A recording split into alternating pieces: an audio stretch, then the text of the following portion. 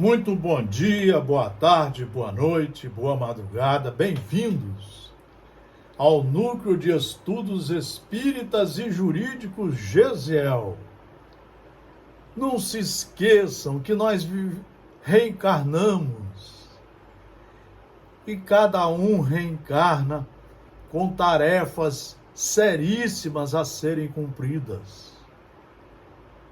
Cada um reencarna com tarefas seríssimas a serem cumpridas com relação a si próprios. Estudar porque ficaram reprovados.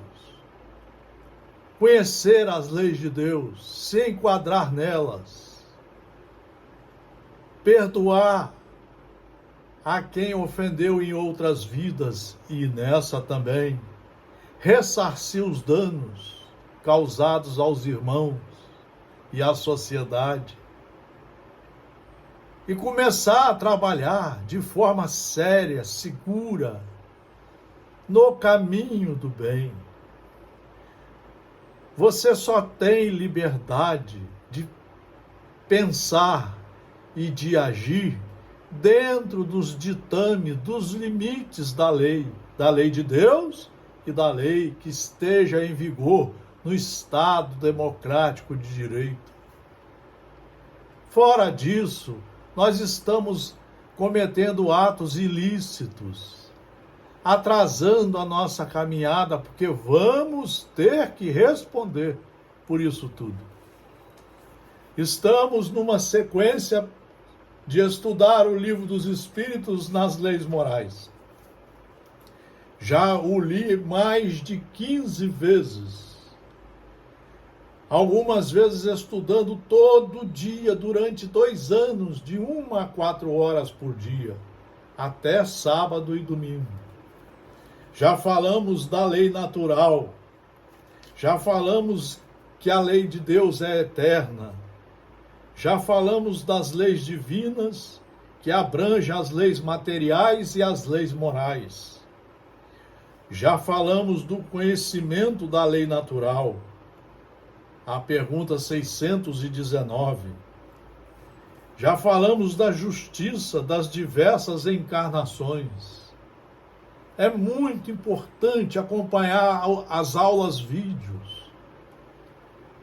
Justiça das encarnações. E agora nós vamos continuar nesse assunto. 621. Onde está escrita a lei de Deus? Na consciência. Se nós fomos criados por Deus, é lógico que na nossa estrutura psicológica, Ele imprimiu as leis dele. Mas a maioria de nós esquece quando chega nas encarnações, quando convive com o materialismo selvagem, embrutecido que está por aí, nos prazeres da vida material. Visto que o homem traz na sua consciência a lei de Deus, que necessidade havia de ser ela revelada? Ele a esquecera e desprezara. Quis então Deus lhe fosse lembrada. Nós vamos ver ao longo da história, várias sociedades que desprezaram as leis de Deus e caminharam pela corrupção do poder, pelas bebidas, pelas drogas, pelo sexo desorganizado, pela dominação de outros povos, pelo surgimento da escravidão, lá ainda no Império Romano. Nós vamos ver a história de Esparta e de Atenas. Se você ler os dois, você vai ver como que um se dedica ao estudo das artes, das leis, e o outro às lutas. Confiou Deus a certos homens a missão de revelarem a sua lei? Indubitavelmente. Em todos os tempos houveram homens e houve homens que tiveram essa missão. São espíritos superiores, mandados por Deus, enviados pelo Criador, que encarnam com o fim de fazer progredir a humanidade. Você tem inúmeras criaturas que fizeram isso. Moisés foi um deles. Hammurabi lá na Mesopotâmia, né, há 8.000 anos atrás, ele resolveu esculpir nas pedras mais de 250 artigos de lei para que o povo respeitasse as leis, se educasse e passasse a viver de forma respeitosa, harmônica, cumprindo os seus deveres. Nós vamos ver Sócrates, 300 anos antes de Jesus, Aristóteles, muito antes. Homens fabulosos, Paulo de Tarso, que deu continuidade aos ensinamentos de Jesus. Não é? Os que hão pretendido instruir os homens na lei de Deus não se têm enganado algumas vezes, fazendo-se transviar-se por meio de falsos princípios? Certamente. Muitos chegam aqui e esquecem as tarefas que assumiram, as missões que assumiram. Esquecem-se e partem para outros caminhos. Certamente hão dado causa a que os homens se transviassem, aqueles que não eram inspirados por Deus e que, por ambição, tomaram sobre si um encargo que lhes não fora cometido. Todavia, como eram afinal homens de gênio, mesmo entre os erros que ensinaram, grandes verdades muitas vezes se encontram. Quer dizer, alguma coisa pode ter ficado. Pergunta Allan Kardec: qual o caráter do verdadeiro profeta? O verdadeiro profeta é um homem de bem, honesto, direito, só segue as leis, só tem liberdade para cumprir as ações e os pensamentos dentro das leis. O verdadeiro profeta é um homem de bem, inspirado por Deus. Podeis reconhecê-lo pelas suas palavras e pelos seus atos. Impossível é que Deus se sirva da boca do mentiroso para ensinar a verdade. E aí vem uma pergunta das mais profundas do Livro dos Espíritos. 625. Qual o tipo mais perfeito que Deus tem oferecido ao homem para lhe servir de guia e modelo? Jesus, respondeu o Espírito Superior. Então, nesses 9.000 anos, nós vamos encontrar Jesus Cristo. Para o homem, Jesus constitui o tipo da perfeição moral a que a humanidade pode aspirar na Terra.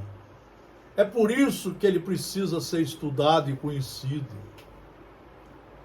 Nós precisamos conhecer os ensinamentos trazidos por Jesus. Os evangelhos de Mateus, Marcos, Lucas, João, Atos dos Apóstolos escrito por Lucas, as cartas de Paulo, Pedro, tudo isso hoje está reunido num livro maravilhoso, profundo demais, de filosofia profunda. 28 capítulos, 3.000 itens a serem estudados. Isso aqui, para você saber isso aqui na ponta da língua, você precisa estudá-lo todo dia, de 1 a 4 horas por dia. Lendo na sequência, relendo, fazendo pesquisas no Livro dos Espíritos, no Livro dos Médiuns, no Céu e o Inferno, na Gênese, nos livros de Leon Denis. Você precisa saber isso aqui. É isso que vai ser o seu guia e o seu modelo de conduta moral, de conduta ética. Então, Jesus constitui o tipo da perfeição moral a que a humanidade pode aspirar na Terra. Deus nos oferece como o mais perfeito modelo. E a doutrina que ensinou é a expressão mais pura da lei do Senhor. Porque, sendo ele o mais puro de quantos têm aparecido na terra, o Espírito Divino o animava. É isso que Allan Kardec está falando aqui. Nós precisamos conhecê-lo. E você não vê a maioria das casas religiosas fazendo isso. Eles querem reuniões sensacionalistas.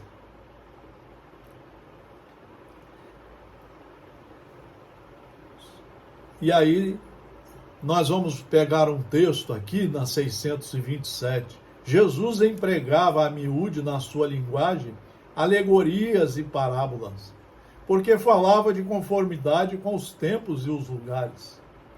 Faz-se mister agora que a verdade se torne inteligível para todo mundo.